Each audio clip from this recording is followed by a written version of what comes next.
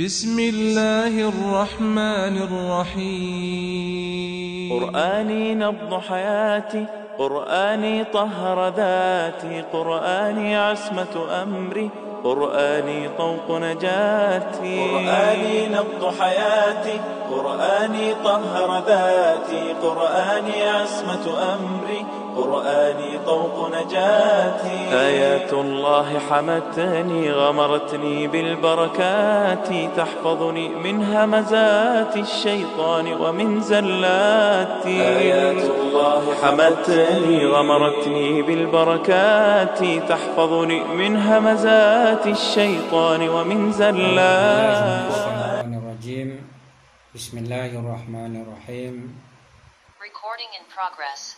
Alhamdulillahi Rabbil Alamin, Bari'ul khalaiki ajma'in, wassalatu asyrafil anbiya'i wal mursalin, wa ala alihi tayyibin at-tahirin wa ashabil mayaminal muntajabin.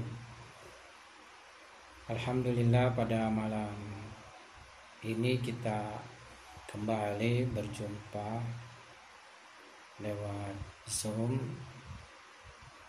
untuk membahas suatu kitab yang berhubungan dengan irfan amali atau sair suluk.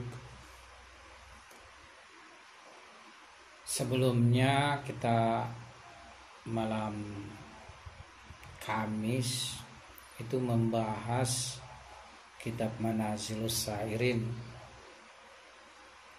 Namun saya membaca dan menelaah, sepertinya kitab Manazilus Sairin belum cocok dengan kondisi kita.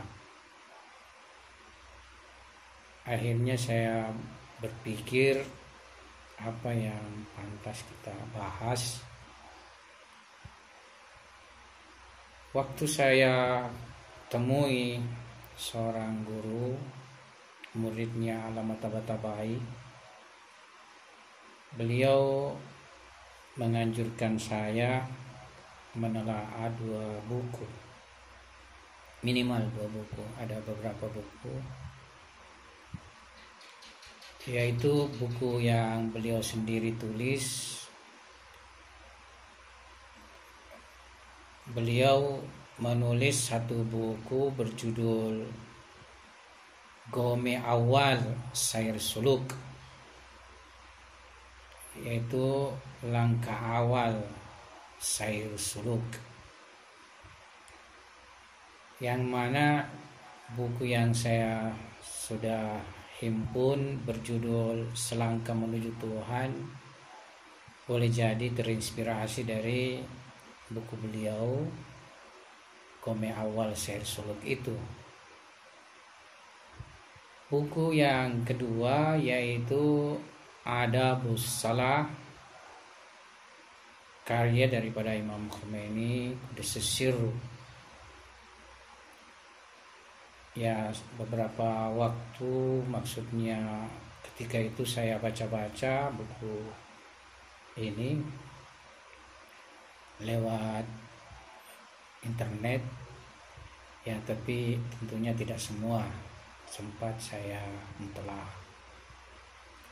Nah, buku beliau ini memang berhubungan dengan salat, yaitu adab-adab salat, tapi muatannya tiada lain adalah tuntunan sair suluk. Buku ini sendiri sebenarnya awalnya, yaitu Adabus Salah itu, dia masuk pada buku beliau yang berjudul Sirrus Salah, Rahasia Salat. Tapi beliau memandang bahwa buku Sirrus Salah tidak cocok untuk kondisi umum. Jadi istilahnya sudah masuk bagi yang khusus. Karena itu beliau menyusunlah Adabus Salat terpisah. Jadi adabus shalah ini bisa dikatakan juga masih bagi tingkat awal yang ingin menapaki perjalanan ma'nawiyah, memulai sair suluk. Nah, sebagaimana kitab yang lain tentunya terdapat istilahnya mukadimah. Jadi ada mukadimah beliau tulis untuk bukunya. Beliau berkata, ketahuilah bahwa bagi salat selain surah di sini maksudnya lahir, salat yang lahir, itu terdapat maknawi, dapat makna. Dalam artian selain salat yang lahir yang kita lakukan, itu terdapat batin daripada salat. Dan sebagaimana salat suri atau salat lahir ini terdapat adab-adab yang menjaganya, itu semua akan membuat kita istilahnya punya salat itu diterima Tuhan, ya. Dan sebaliknya, apabila kita tidak menjaga syarat dan adab salat lahir ini, bisa berimplikasi batilnya salat suri kita, ataukah nuksan. Nuksan di sini maknanya yakni kurang lengkap, kurang sempurna, kita akan peroleh pahala daripada salat. Demikian pula lah bagi batin salat sendiri juga ada adab-adab, mempunyai adab-adab kalbu yang juga kalau kita tidak menjaganya, maka salat maknawi, salat batini kita ini akan batil ataukah nuksan. Nuksan yakni tadi kurang sempurna. Jadi nuksan itu dari kata nakis, berhadapan dengan kamil. Nakis sempurna, kamil nakis kurang, sementara kamil adalah sempurna.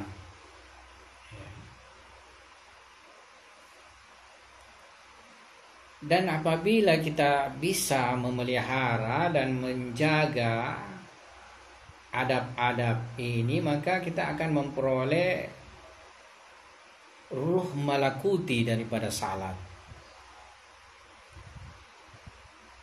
Dan boleh jadi sesudah kita melakukan murakabah yakni menjaga, memelihara, mawas, ya, dan perhatian terhadap adab-adab batin qalbiyah, maka musalli yakni orang yang salat itu akan mendapatkan bahagian dari rahasia ilahi, yaitu salatnya ahli ma'rifat, serta salatnya pemilik kalbu, yang mana itu tiada lain adalah qurratul ain ahli suluk. Qurratul ain biasa dimaknai adalah penyejuk jiwa, penyejuk mata, ain mata. Dan akan mendapatkan hakikat mi'raj, kedekatan kepada kekasih, yaitu mahbub yang dicintai, yakni Allah Subhanahu wa taala. Dan apa yang kita jelaskan bahwasanya salat mempunyai batin dan surah gaibiyah malakutiyah,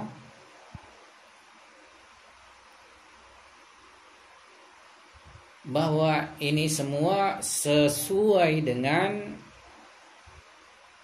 dalil, sesuai dengan burhan. Kalau kita berbicara dalil atau burhan ada dua. Imma dalil nakli, yaitu Qur'ani dan riwayat, imma akli, yakni dalil rasional. Dan juga sesuai dengan musyahadah para ahli suluk dan riyadhah. Yani maksudnya mereka yang melakukan sair suluk serta riyadhah. Mereka mendapatkan penyaksian terhadap batin daripada salat. Ayat serta riwayat menjelaskan dan merupakan dalil atas apa yang dikatakan ini. Nah, beliau menyebutkannya beberapa di antara dalilnya. Pertama Al-Quran, kedua riwayat. Di antaranya firman Tuhan, yauma tajidu kullu nafsin ma amilat min khairin muhdara wa ma amilat min su'in tawaddu law anna bainaha wa bainahu amadan ba'ida. Nah, ayat ini menunjukkan bahwa setiap orang itu akan menyaksikan kehadiran amal-amal kebaikan serta amal-amal keburukannya. Dan dia akan menyaksikan bentuk batin gaibiyah mereka. Sebagaimana juga di ayat mulia Tuhan berfirman, wa wajadu ma'amilu hadira, dan mereka menjumpai apa yang mereka lakukan itu hadir.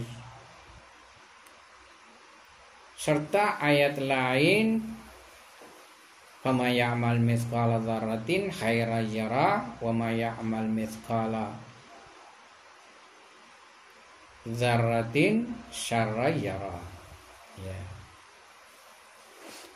Jadi di sini perlu kita pahami bahwa pada hakikatnya nanti semua amal perbuatan kita itu akan terjelma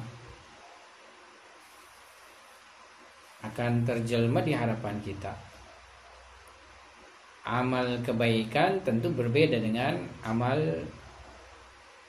yang buruk.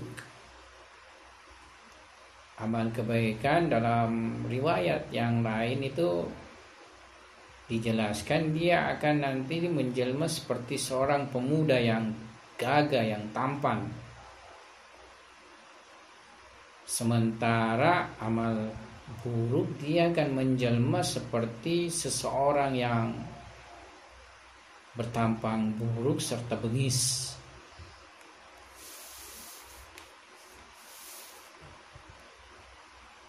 Bahkan bisa saja menjelma seperti hewan. Ya. Ada sebuah mukasyafah, boleh jadi pernah saya ungkap di dalam pertemuan kita. Jadi ada seorang arif berziarah kubur. Tidak jauh dari tempat berziarahnya itu terdapat kuburan baru.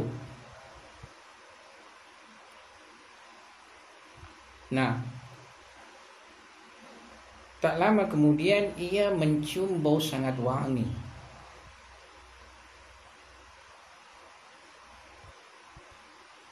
Muncullah seorang pemuda yang sangat tampan. Lantas pemuda tersebut menuju ke kuburan baru tersebut dan menghilang. Tapi tak lama kemudian dia mencium lagi bau yang sangat busuk. Disusul kemunculan seekor anjing. Anjing tersebut juga menuju kepada kuburan baru itu dan lenyap. Ya. Tak lama kemudian si pemuda yang sangat tampan tadi keluar dari kuburan tersebut dalam kondisi ya badannya istilahnya luka-luka tercabik-cabik. Kemudian berjalan meninggalkan menjauh kuburan tersebut dan lenyap lagi. Sebelum dia lenyap, sempat si Arif ini bertanya kepadanya, ya, kenapa kamu tinggalkan tempat itu? Ya. Nah, si pemuda ini menjawab, saya sebenarnya ini adalah amal salehnya orang tersebut. Tapi ya datang amal buruknya, dan amal buruknya itu ya istilahnya mengalahkanku dan mengusirku. Ya sehingga saya ya istilahnya pergi dari tempat tersebut. Nah, di dalam riwayat memang dijelaskan bahwa nanti kita ini di alam kubur ditemani oleh amal-amal kita. Kalau amal kebaikan kita mengalahkan amal buruk kita, amal baik kita yang menemani kita. Tapi seperti peristiwa ini, karena amal buruknya yang mengalahkan amal baiknya, ya sehingga amal buruknya yang menemaninya. Dan ini merupakan azab di alam barzakh. Ya.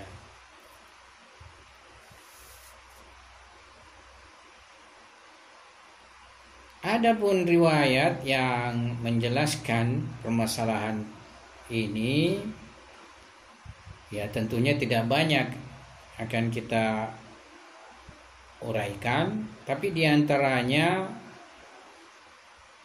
di dalam kitab Wasail bersanad kepada Hazrat Shadiq salamullah alaihi, beliau berkata, man sallas salatil mafrudati fi awwali waqtiha wa aqama hududaha rafa'ahal malaku ila samai bayda naqiyya taqulu hafazakallah kama hafaztani istauda'tani malakan karima. Wa man sallaha ba'da waqtiha min ghairi illatin wa lam yuqim hududaha rafa'ahal malaku sauda muzlimah wa hiya tahtifu bihi dayya'tani dayyakallahu kama dayya'tani wa la ra'akallahu kama lam tar'ani. Ya, jadi riwayat ini kurang lebih menjelaskan bahwasanya barang siapa yang salat, ya, jadi kita bacakan dulu, maknai dulu riwayatnya. Barang siapa yang salat wajib mafrudat, salat fardu, salat wajib pada awal waktunya, jadi salat awal waktu, serta menegakkan hududnya, batas-batasnya, maka malaikat mengangkat salat tersebut ke langit dalam bentuk cahaya yang bersih. Ya. Lantas salat itu berkata, Allah menjagamu sebagaimana engkau menjaga aku. Engkau telah menyerahkanku pada malaikat yang mulia. Dan barang siapa yang salat ya, tapi sesudah waktunya tanpa sebab, sebenarnya di sini sesudah waktunya maksudnya sesudah waktu awal-awal dan utamanya, yakni mengakhirkannya dan tidak menegakkan batas-batasnya, maka yang membawanya, mengangkatnya itu adalah malaikat yang hitam gelap. Serta ia berkata padanya bahwa engkau telah menyanyiakanku, maka Allah menyanyiakanmu sebagaimana engkau telah menyanyiakanku. Dan Allah tidak menjagamu sebagaimana kamu menjagaku. Nah, ini menunjukkan bahwa salat yang malaikat Tuhan akan membawa ya, mengangkatnya ke langit, itu adalah kalau dia lakukan salatnya pada awal waktunya serta menjaga batas-batasnya. Di sini hududnya ini bisa dimaknai termasuk adab-adabnya, termasuk syarat-syaratnya atau apa saja yang membawa salat sempurna ya. Jadi malaikat Tuhan akan membawanya ke langit ya, dengan bentuk yang bersih putih. Nah, itu jika dilakukan pada waktu di awal waktu serta memperhatikan adab-adabnya.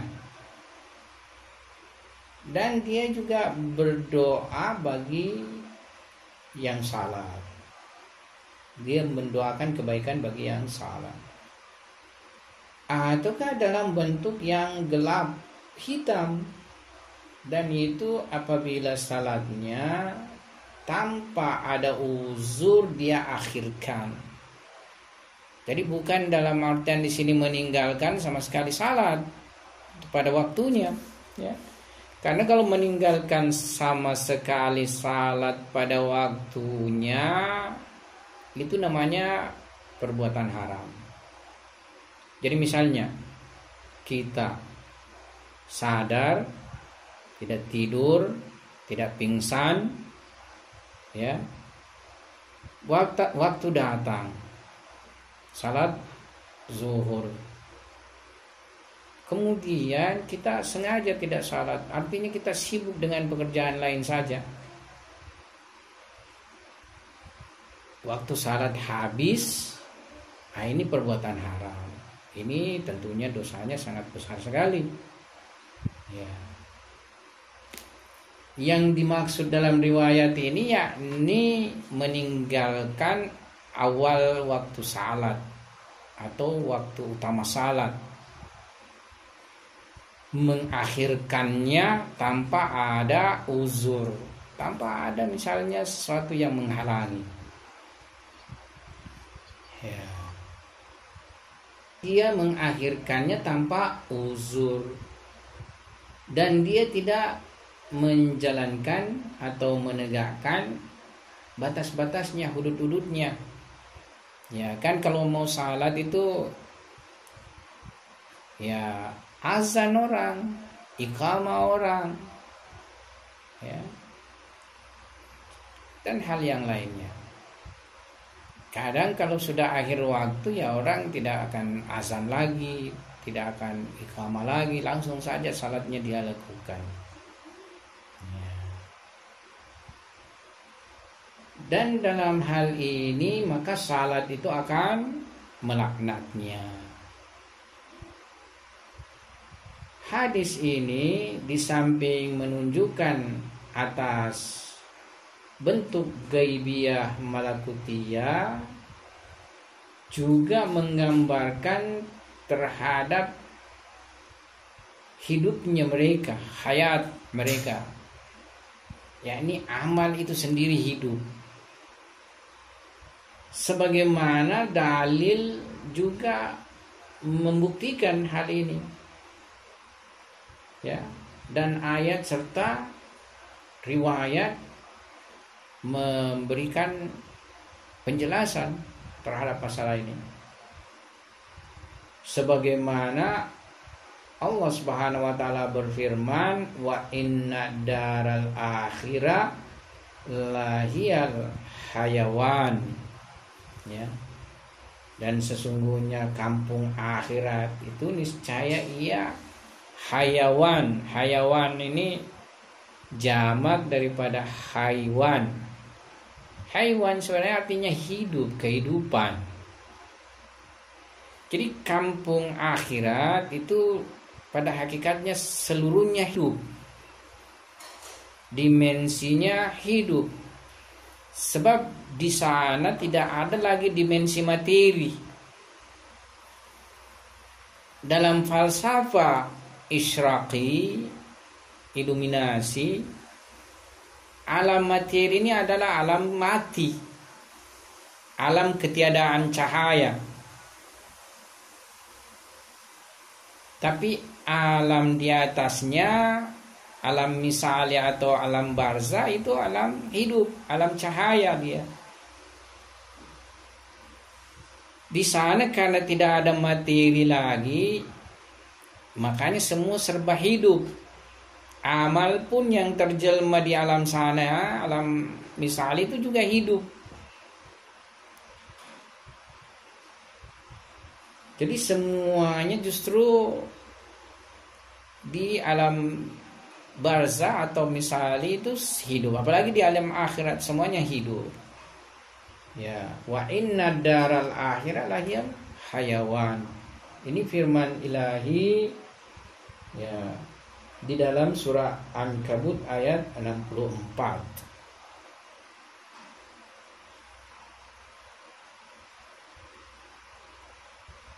Juga didapatkan dari Hasrat Imam Shadiq alaihissalam riwayat bahwasanya hamba mukmin karena dia sudah masuk alam kubur. Jadi seorang hamba mukmin ketika ia sudah masuk alam kubur, maka salatnya berada di sisi kanannya dan zakatnya berada di sisi kirinya. Dan kebaikannya itu akan memayunginya. Dan sabar berada di suatu sudut. Dan karena dua malaikat yang diwakilkan masuk ya, diwakilkan untuk bertanya masuk. Jadi dua malaikat ini diwakilkan untuk bertanya masuk, maksudnya bertanya kepada si mayit. Sabar berkata kepada salat dan zakat serta kebaikan. Jadi sabar ini berkata ya kepada salat dan zakat serta kebaikan. Ya, kamu tolonglah temanmu. Ya, maksudnya si mayit ini, kalian tolonglah temannya. Dan apabila kalian tidak sanggup, ya saya yang akan menolongnya. Jadi itu sabar berkata. Jadi sabar berkata kepada salat, zakat dan kebaikan, tolonglah temanmu, tolonglah sahabatmu. Ya. Dan kalau kalian tidak bisa menolongnya, nanti saya yang akan menolongnya. Ya, saya akan bersamanya. Nah, di sini tentunya jelas sekali kita lihat bahwasanya amal ibadah hidup. Ya. Terdapat juga riwayat mirip ya kandungannya ini bahwa salat di sebelah kanan, zakat di sebelah kiri, haji di sebelah di depan kalau tidak salah, kemudian apalagi itu di belakang, salat, puasa. Oh enggak, kalau riwayat itu salat di sebelah kanan, puasa di sebelah kiri, zakat di depan, haji di belakang, ya. Kemudian di atas adalah wilayah. Dan semuanya ini bercahaya. Nah, lantas kemudian keempatnya ini bertanya kepada yang di atas, ya, siapakah kamu? Ya, yang mana dari kami lebih bercahaya? Ya, yang di atas ini, yang cahaya ini berkata, aku adalah wilayah. Ya. Jadi berwilayah kepada Amirul Mukminin dan Aimam Ma'sumin alaihissalam, itu jelmaannya nanti cahaya yang paling bercahaya dari cahaya yang lain.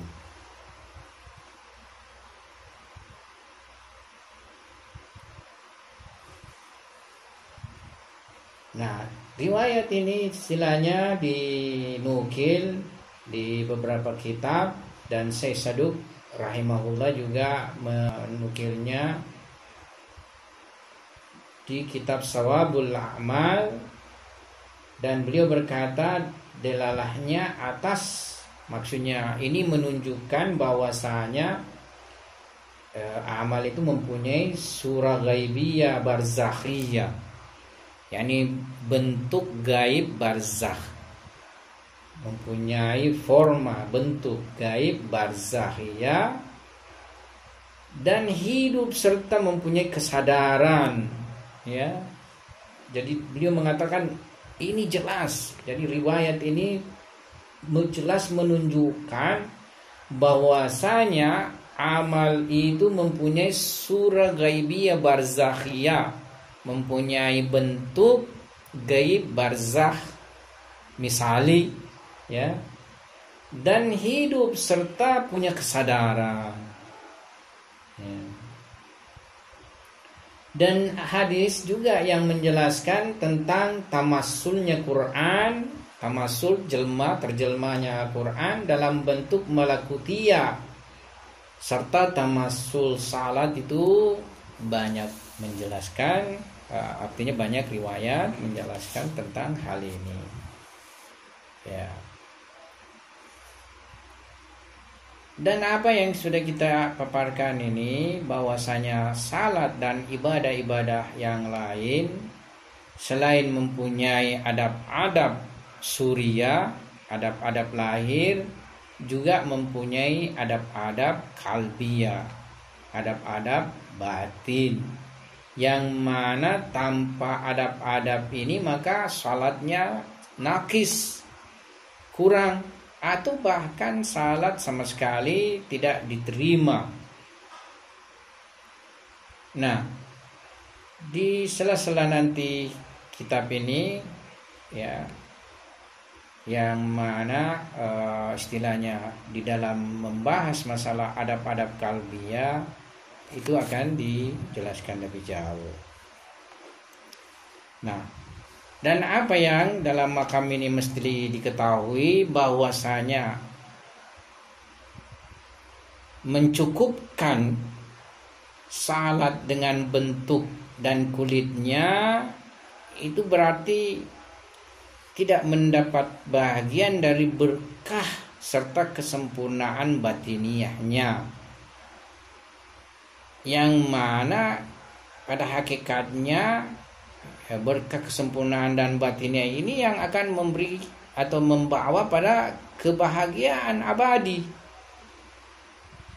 bahkan akan membawa di sisi Tuhan. Dan ini yang menjadi kendaraan uruj, kendaraan mi'raj. As-salatu mi'rajul mu'min. Ya, bahkan ini yang akan menjadi kendaraan mi'raj ke makam wusul, ke makam wusul untuk sampai kepada mahbub mutlak, maksudnya kekasih mutlak Allah Subhanahu wa taala, yang merupakan puncak angan atau harapan para wali Tuhan, dan merupakan akhir daripada harapan para pemilik ma'rifat serta para ahli kalbu. bahkan ia adalah qurratul ain Sayyidur Rasul sallallahu alaihi wasallam. Jadi terdapat memang riwayat, kalau tidak salah Nabi berkata salat itu qurrata ain. Salat itu adalah penyejuk jiwaku, penyejuk hatiku. Ya. Dan kalau tidak bisa kita mendapatkan ini, maka pada hakikatnya kita mendapatkan kerugian yang sangat besar. Ya. Yang mana setelah keluar dari alam ini, tahapan ini, maksudnya alam materi ini, dan memasuki alam perhitungan Tuhan, ya kita akan mendapatkan penyesalan yang besar, di mana akal kita tidak sanggup untuk mengkonsepsinya.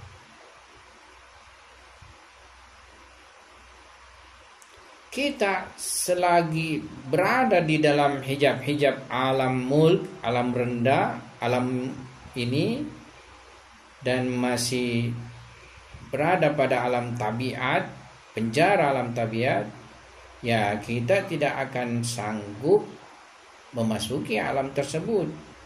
Kita tidak bisa merasakan, ya. Dan ini istilahnya membuat penyesalan yang sangat besar serta kerugian yang sangat besar.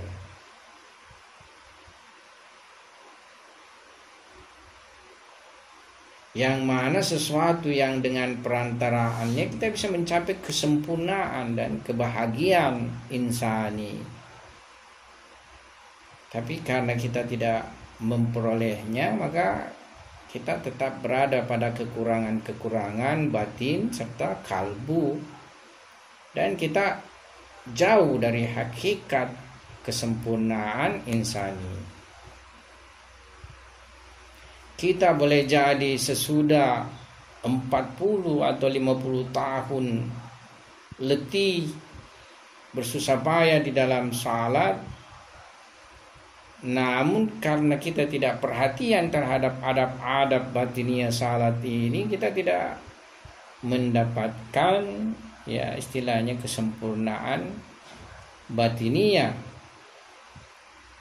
Kita masih berada pada kekotoran-kekotoran kalbu serta hijab-hijab kegelapan. Dan apa yang menjadi qurrata ainin Rasul sallallahu alaihi wasallam, dikarenakan kelemahan basira kita, ya kita tidak menyaksikannya, kita tidak merasakannya. Ya hasrati ala ma faratu fi jambillah. Olehnya wahai yang mulia, beliau berkata, wahai yang mulia, bentangkanlah kesungguhan, serta lebarkanlah tangan pencarian dengan kesungguhan dan kerja keras. Perbaikilah kondisi-kondisi dirinya dan perolehlah syarat-syarat ruh salat ahli ma'rifat. Dan dari ada yang disebut ma'jun. Kalau ma'jun di dalam Persia itu yaitu sesuatu yang dicampur, misalnya dari beberapa tumbuhan, dan mempunyai manfaat yang sangat besar bagi kesehatan. Beliau mengatakan, dan dari ma'jun ilahi, ma'jun itu tadi yang saya jelaskan, bahasa Indonesianya apa? Itu ma'jun Jadi misalnya beberapa tumbuhan digabung, kemudian dia mempunyai khasiat yang sangat bagus bagi badan. Itu disebut ma'jun. Dan dari ma'jun ilahi, yaitu kasf sempurna Muhammad sallallahu alaihi wasallam, yakni kasf, yakni penyingkapan, ya, sempurna Nabi sallallahu alaihi wasallam untuk mengobati seluruh penyakit, untuk mengobati seluruh kekurangan-kekurangan nafs, ya, yang sudah disiapkan. Istilahnya ambillah manfaat, pergunakanlah, ya.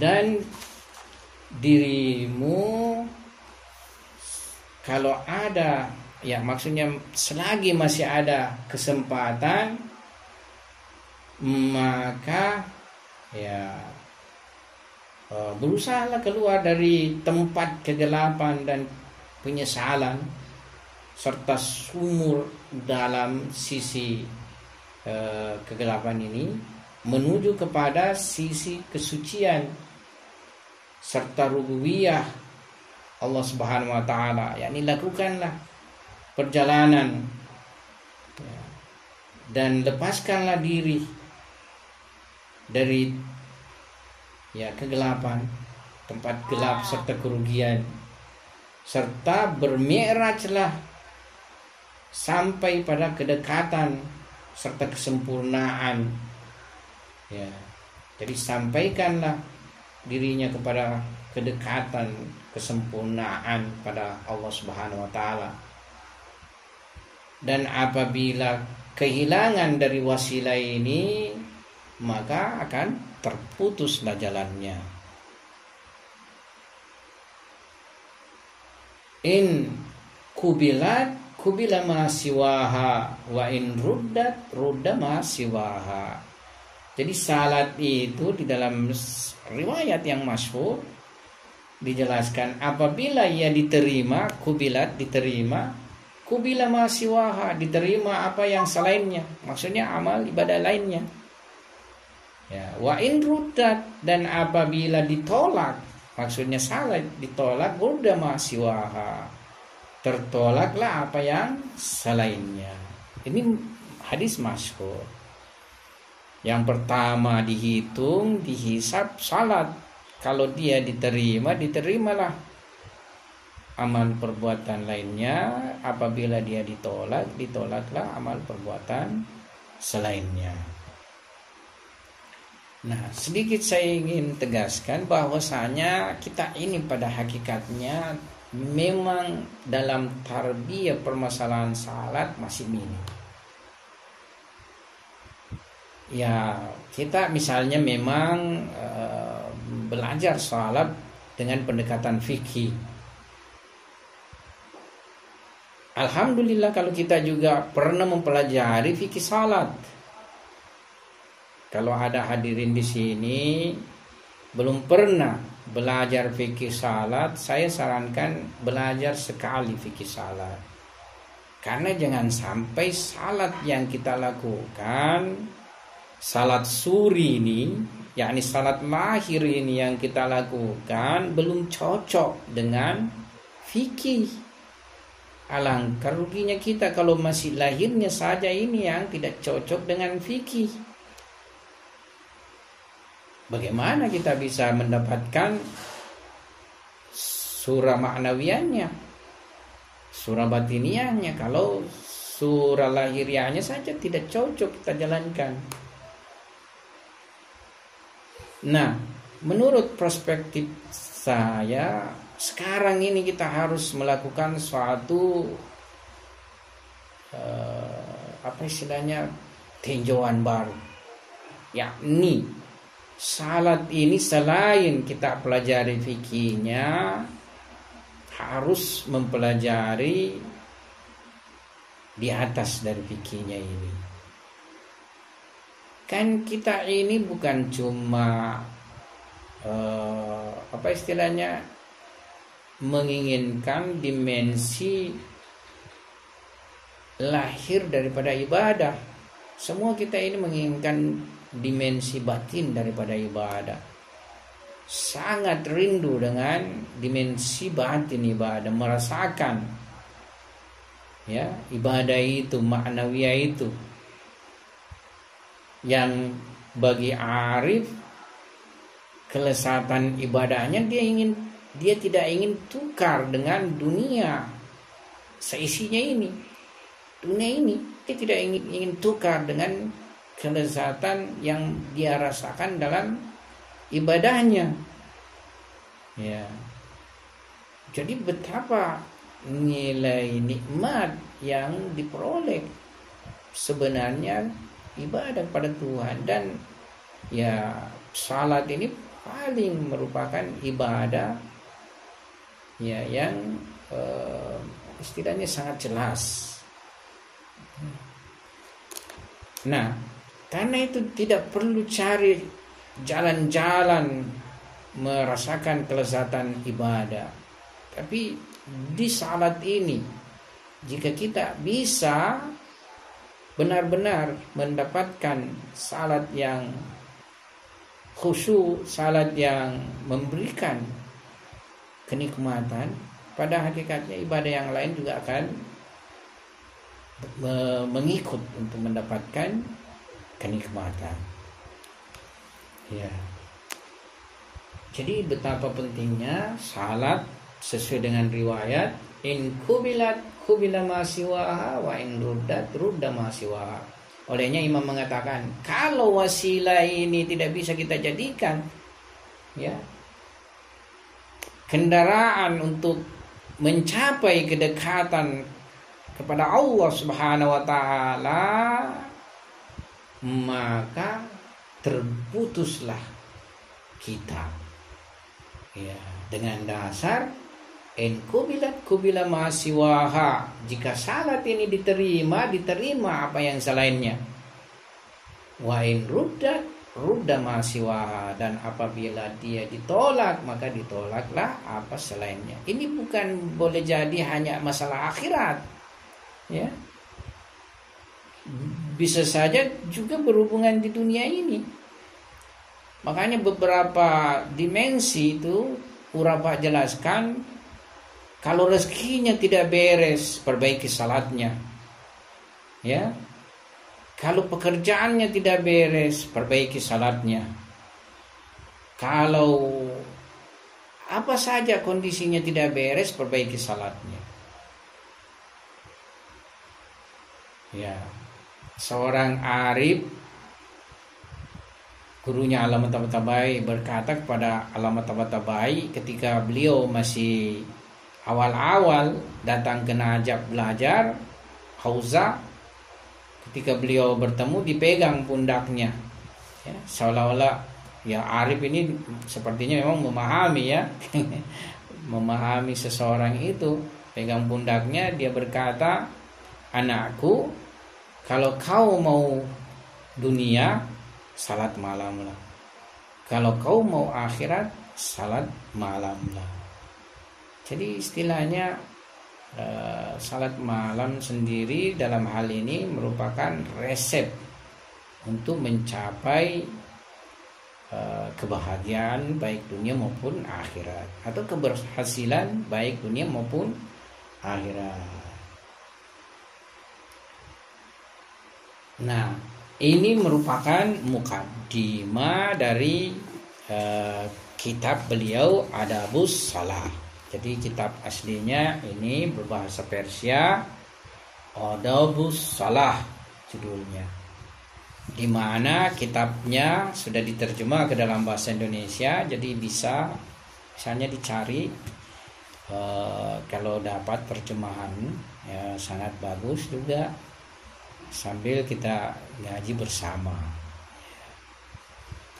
Nah, makalah pertama di mana berhubungan yaitu adab-adab yang berhubungan pada semua kondisi salat, bahkan pada semua ibadah dan manasik.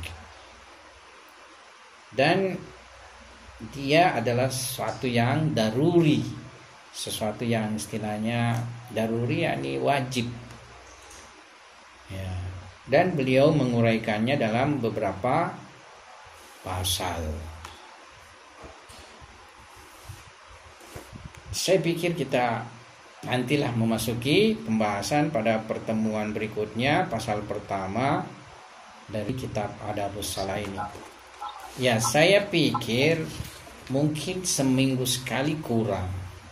Tapi kalau 2 kali seminggu banyak mungkin lagi di antara kalian.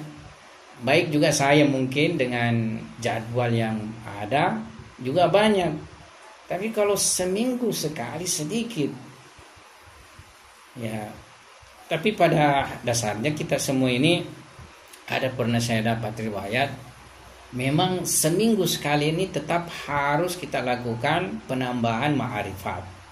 Saya lupa lagi kandungannya, tapi sangatlah kita menyanyiakan kehidupan ini kalau dalam seminggu kita tidak punya jadwal menambah ma'rifat kita kepada Allah Subhanahu wa taala.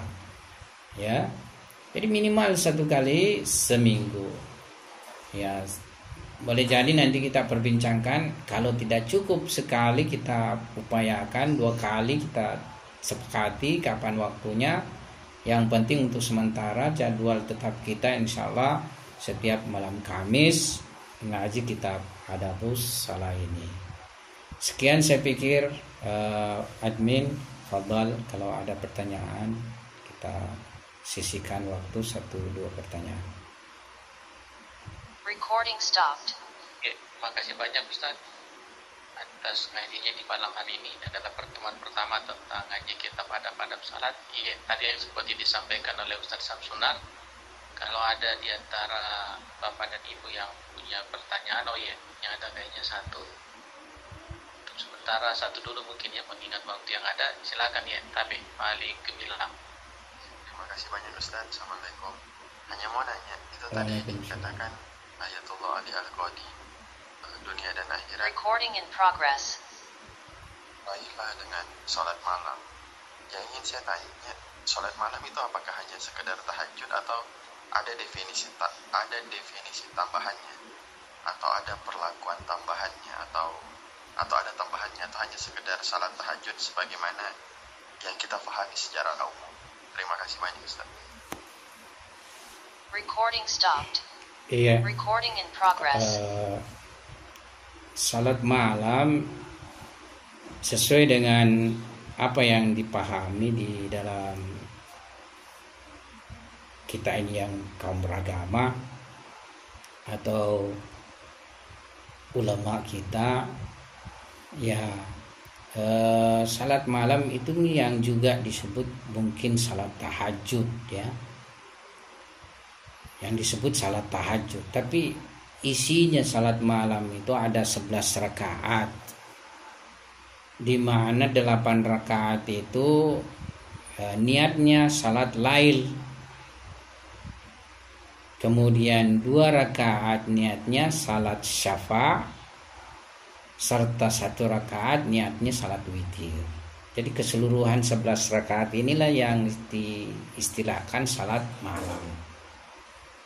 Wa minal laili fatahajjat bihi nafilatan laka asa ayyab'atsa rabbuka maqaman mahmuda. Jadi inilah yang istilahnya Nabi mulia sallallahu alaihi wasallam diwajibkan bagi dirinya salat ini terhadap Nabi, tapi terhadap umatnya itu mustahab. Mustahabnya kalau di kalangan para pesair suluk bisa dikatakan sangat ditekankan, ya. Tidak akan ada, misalnya menurut perspektif mereka, tidak akan ada orang yang sampai memperoleh misalnya kedekatan Tuhan, mendapatkan muka syapa, rahasia-rahasia Tuhan kalau tidak menegakkan nafilah lain, ya, salat malam ini. Jadi ada juga dari Imam Hasan Askari riwayatnya kurang lebih seperti itu. Jadi untuk mencapai usul kepada Tuhan, ya, syaratnya adalah qiyamul lail. Qiyamul lail yakni menegakkan malam, ya. Ini salat malam yang istilahnya dalam istilah kita. Jadi itu salat malam atau salat tahajud juga. Jadi sebagian masyhurnya namanya salat tahajud, Tapi sebagian masyhurnya namanya salat lail. Kalau kita di kalangan saudara-saudara kita itu dia masyhurnya salat tahajud. Kalau di pecinta Ahlul Bait yang banyak disebut itu adalah salat lail. Nah, kandungannya itu tadi 11 rakaat, 8 rakaat niatnya salat lail, 2 rakaat niatnya salat syafa, dan 1 rakaat niatnya salat water. Saya pikir ini yang saya bisa sampaikan. Ya. Terima kasih banyak Ustaz. Ini ada 2 pertanyaan lagi. Satu sudah ditulis di kolom chat. Yang satu, tapi Pak Muhammad Rajab silakan ditanyakan langsung.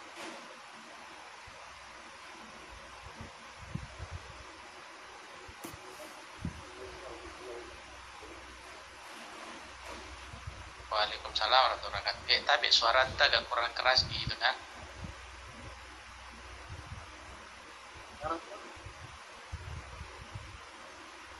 Iya, silakan langsung silakan ya.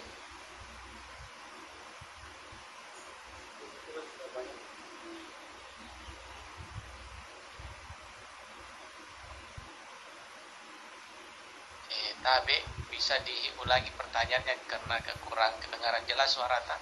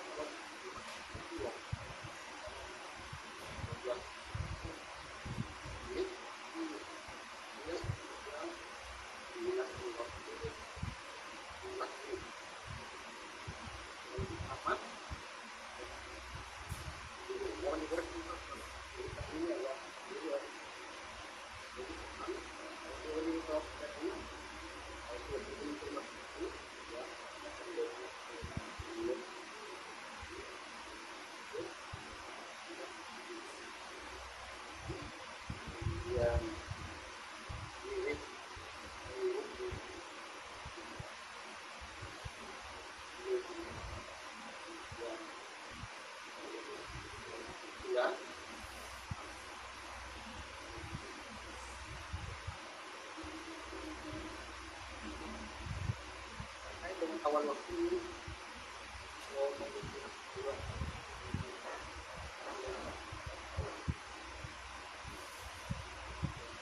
bagaimana admin bisa antum singkatkan?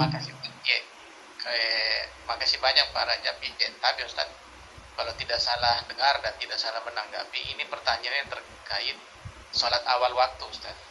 Nah, apa yang dimaksud dengan sholat awal waktu itu ketika dihubungkan dengan sebelum sholat itu ada azan misalkan, atau ada ikamat, atau kemudian ada sholat nafilah, misalkan kalau duhur ada sebelum duhur sholat nafilah 8 rakaat sebelum duhur. Artinya ketika orang melakukan azan, kemudian ikamat, kemudian sholat nafilah 8 rakaat sebelum duhur, ini kan ada memakan waktu Ustaz, sehingga dia bisa lewat dari awal waktu yang seharusnya. Nah, ini bagaimana Ustaz yang dimaksudkan dengan sholat awal waktu itu? Tapi Ustaz. Iya. Jadi awal waktu di sini artinya kita ini ketika memang sudah masuk waktu zuhur, sudah menyiapkan hal-hal yang istilahnya berhubungan dengan salat. Bisa saja azan misalnya terdengar, kita pergi berwudu. Setelah azan kita melakukan salat sunat. Salat sunatnya misalnya salat tersebut. Lantas kita melakukan salat fardunya. Ini termasuk salat awal waktu. Atau misalnya selesai azannya di masjid, kita salat di rumah, kita juga azan.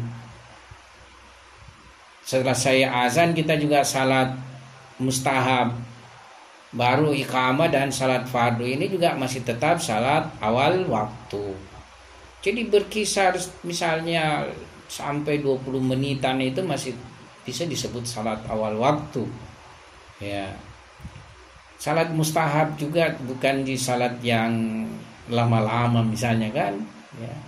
Bahkan ya istilahnya salat mustahab itu banyak bisa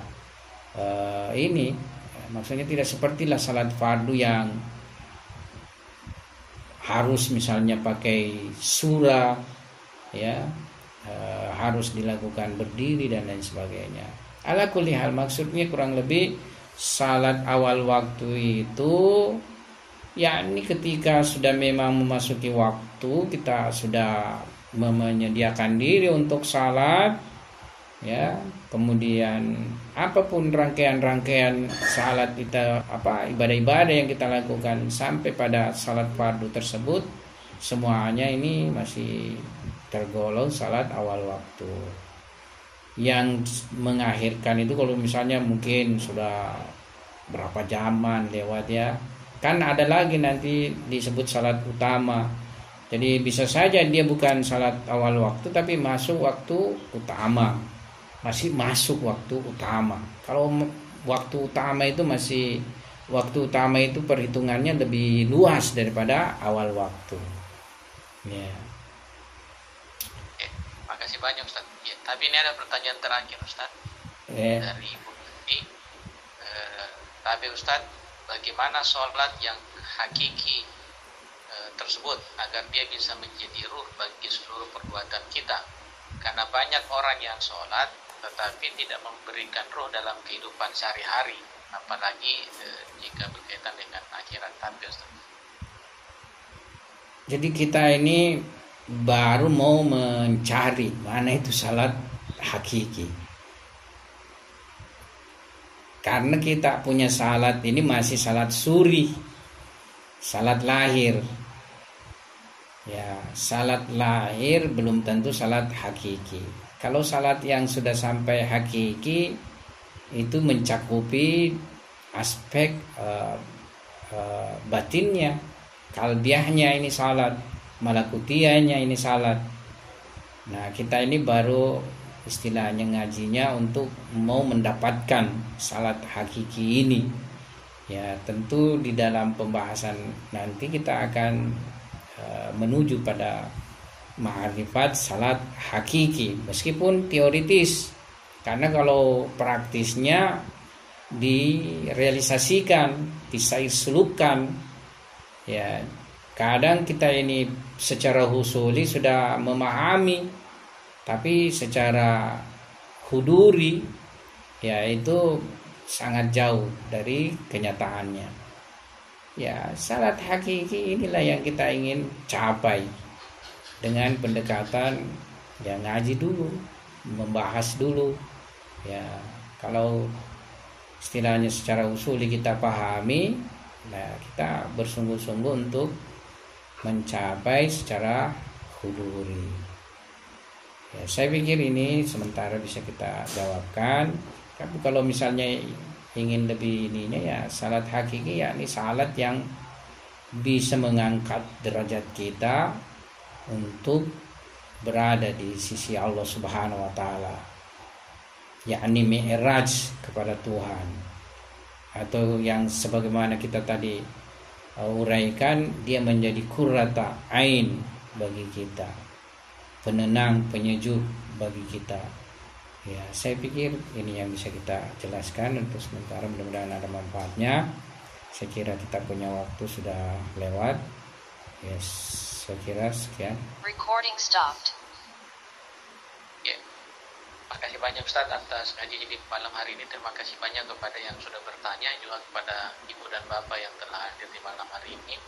Mudah-mudahan ngaji pertama kita ini yang terkait dengan adab dan adab sholat dari kitabnya Imam Khomeini memberikan kesadaran bagi kita seperti yang tadi disampaikan oleh Ustaz Samsunar, bukan hanya bersifat usuli tetapi huduri, dan ketika huduri tentunya menjadi suatu amalan yang harus kita lakukan. Terima kasih banyak Ustaz, terima kasih banyak pada seluruh yang hadir. Afwan Ustaz, masih boleh bertanya sedikit saja Ustaz? Maaf, Afwan. Dengan Mas Darmat Tawang Ustaz. Tapi di luar dari tema pada hari ini sedikit saja Ustaz. Karena ini kemarin sempat ada pembahasan, saya belum dapat jawabannya. Boleh Ustaz? Ya, mudah-mudahan bisa saya jawab. Oh ya Ustaz. Jadi gini, terkait di luar tema Ustaz, terkait sholat, artinya kan kita sholat pasti akan berwudu kan? Nah terkait wudu ini Ustaz, jadi ketika membasuh tangan ini itu ada Recording in sedikit progress. penyampaian tentang ketika mengambil air dari keran itu, ketika diputar itu tangan kanan dulu, kemudian ditaruh ke tangan kiri, kemudian dibasuh ke tangan kanan. Itu bagaimana hukumnya Ustaz? Karena kemarin sempat ada dibahas sedikit tentang itu. Tidak ada di masalah fikihnya tentang gitu ya, Ustaz, ya? Iya. Tidak ada di masalah fikihnya. Berarti anjuran aja itu Ustaz ya? Yang mana itu? Terkait yang tadi, artinya kan kalau dalam fikihnya kan kita kanan dulu kemudian kiri kan, tapi ini ketika berwudu kita mengambil air dari keran itu, ketika diputarlah keran ini kan itu ngambilnya dari kanan, kemudian air ini dipindahkan ke tangan kiri lalu dibasuhkan ke tangan kanan di awal. Oh iya, nah, tidak ada di masalah. Tidak ada masalah. Yang penting ketika berwudu yang awal macam ya Ustaz ya. Ya, yang awal kita basuh kanan dulu. Tapi apakah tangan kanan kasih tangan kiri baru membasuh, itu tidak ada masalah. Oh baik. Ya makasih Ustaz. Itu aja Ustaz. Terima kasih banyak. Mohon maaf sudah mau ditutup saya bertanya. Supaya tidak jadi ini juga saya nggak bertanya-tanya lagi, karena kemarin sempat ada ditanya tentang hal itu, apakah itu dianjurkan atau tidak, atau misalnya sementara fikih kita tidak ada menyampaikan tentang hal itu selama ini kan seperti itu. Tiba-tiba ada praktek seperti Recording itu ya. stopped. Iya. Jadi pertanyaan juga. Ya terima kasih Pak sudah terkait jawabannya. Terima kasih Pak Baginda. Ya, makasih banyak Pak Ustaz. Saya tutup aja langsung ya. Iya. Assalamualaikum warahmatullahi wabarakatuh. Iya. قرآني نبض حياتي، قرآني طهر ذاتي، قرآني عصمة أمري، قرآني طوق نجاتي.